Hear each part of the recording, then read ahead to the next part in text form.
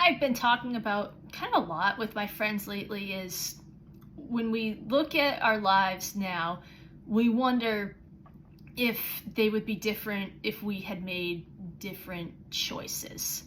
I don't necessarily have regrets, but I know that the reasons for making some of these choices, they weren't really for me. For example, college. Did I do that because I wanted to go, or is it because I wanted to fulfill society's expectations? I think at the time, if you had asked me, I would have thought that it was for me. And on the surface, it would have appeared that way and it was believable, but I think I probably really didn't know the difference beyond that.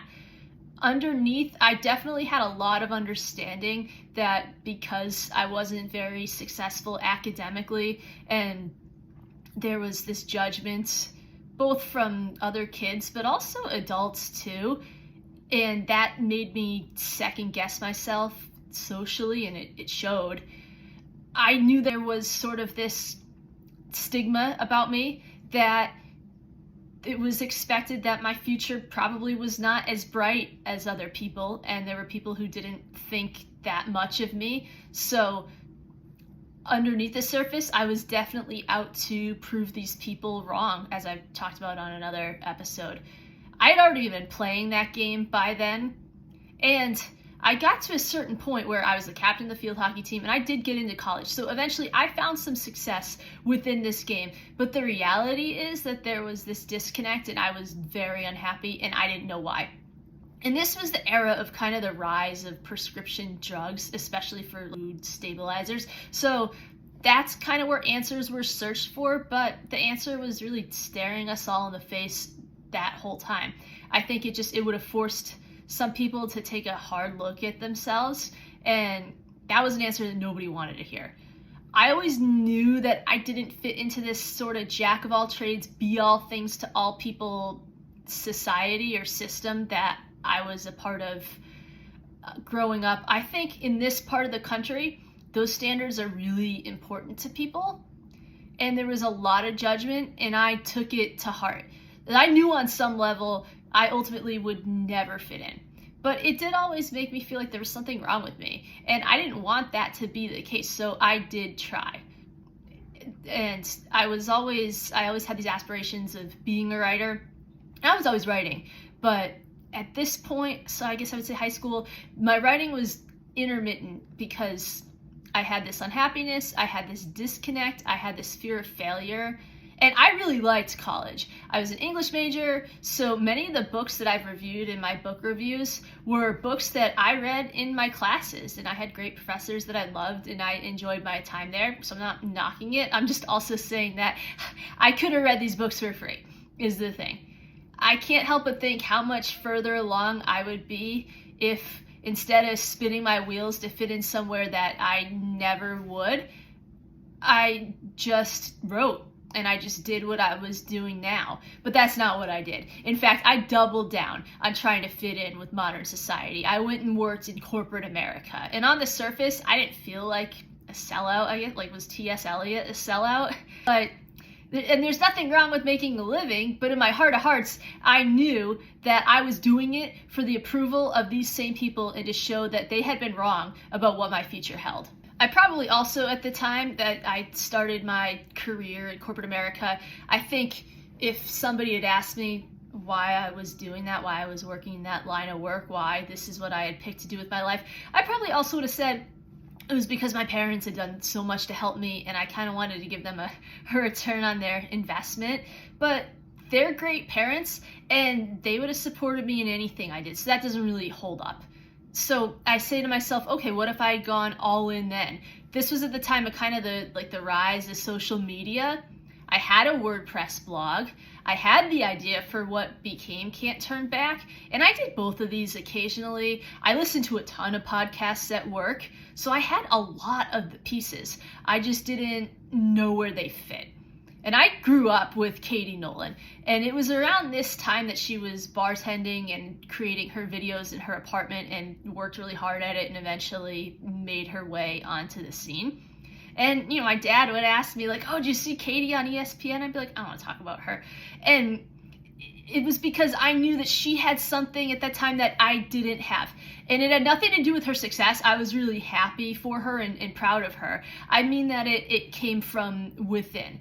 So I have to think that if I had somehow been able to put it all together, at that time, I would certainly be further along than I am now if I'd had it and I'd acted on it. Because even by the time I got sort of tired of chasing these ghosts is what it was. It wasn't even about proving people wrong anymore necessarily. It was undoing the damage that had been done because of living that way for so long. And the unraveling of it all, that kind of became my stumbling block.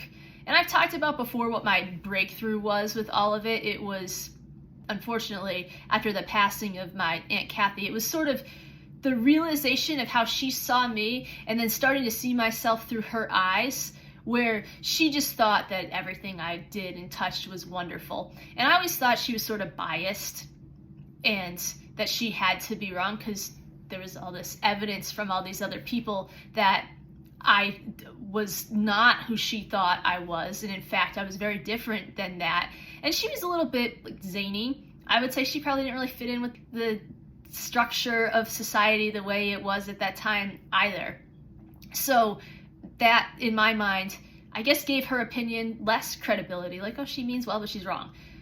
But after she passed away and I saw how these same people were rallying and doing all these things to honor her and make sure that her memory lived on in our community, I said to myself, wait a minute, okay, she's the best that society has to offer. And not just from my opinion, but from everybody else's opinion too.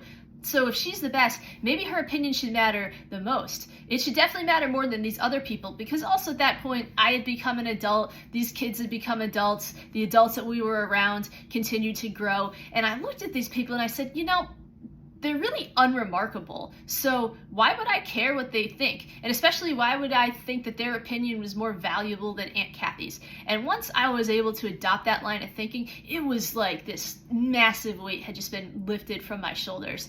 And after that, I finished Can't Turn Back in less than a year. I had, at that point, I'm trying to think of how much of it I had done, maybe a quarter of it, but I was really off to the races with it after that. And I still had a lot more work to do to get myself in a healthier place and stop getting in my own way. Once I was able to get rid of that piece of it, it's funny, I thought I had gotten rid of these problems forever, and not only would they not be an issue, but I would never have problems again. I found out it does not work that way. I would have actually different variations of these same problems that I'm talking about. They would show up again and again. It's funny how that works. So there was that. There was also a lot of trial and error in the self-publishing route and doing it myself. I had never done it before. I didn't know anybody else who had done it. I didn't have there wasn't like a roadmap to go off of. Luckily, I had a lot of great people around me, and after some time, it all came together. And I'm doing all these things now. So I don't often look back, and I wouldn't have the lessons I have now. And I have to believe that that served me from doing it this way. I just could have saved myself a lot of pain and heartache. But you know what? Perhaps it wouldn't have been as interesting of a story if I just had all the answers right away and figured it out and everything just worked out for me 10, 15, 20 years ago. I suppose the Odyssey, it still resonates with people to this day for a reason. And it's because people are living that variation or some variation of that story where they're picking the path of most resistance to get to where they want to go. I know I certainly did that for too long. But also, if I never did any of that, then I certainly wouldn't be able to help anybody else with it. And if my journey can be of service to other people, then that's a blessing.